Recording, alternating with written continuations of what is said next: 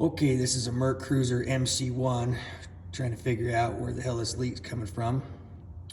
And we did all the, usually when they're leaking, 99% of the time, you do those bellows. It's often a rip in the shift cable bellows, which this one actually did have a rip.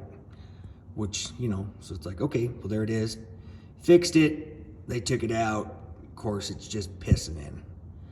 And there was actually a little spot on the gimbal, on the U-joint bellows where I had gouged it on the outside.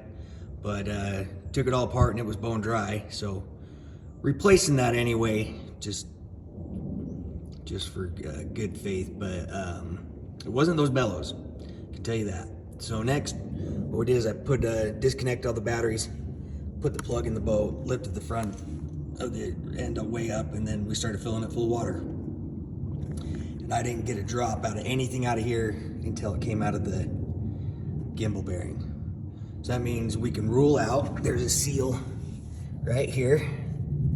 There's a seal right there, we can rule that out because it would have started dripping. There's also a seal, this is a V8, so it's got a U pipe where from each exhaust, and that bolts to the transom. And there's some O-rings right there. So, but nothing out of there. Water came clear up. So somebody had suggested that maybe up here at the inlet pipe, but that, I've literally never seen those leak right there. They don't even call that a seal, they call it a bushing. But I was running out of possibilities.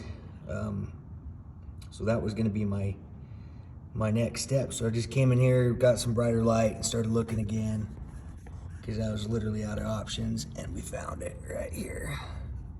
It's just a hole right there.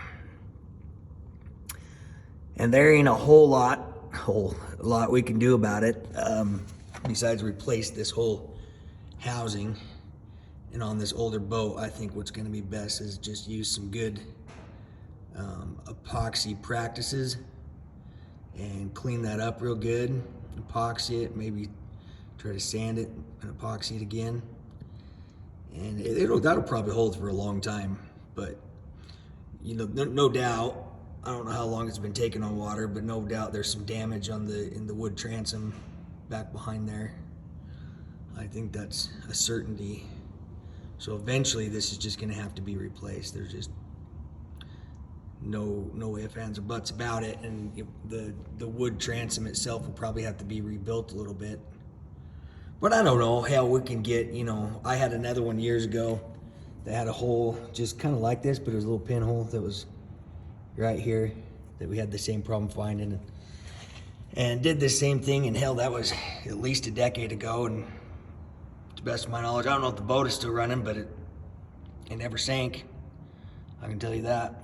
So anyway, hopefully there's some lowly bastard out there trying to figure out why the hell his boat's taking on water, can't figure it out. Maybe that'll help you. Good luck.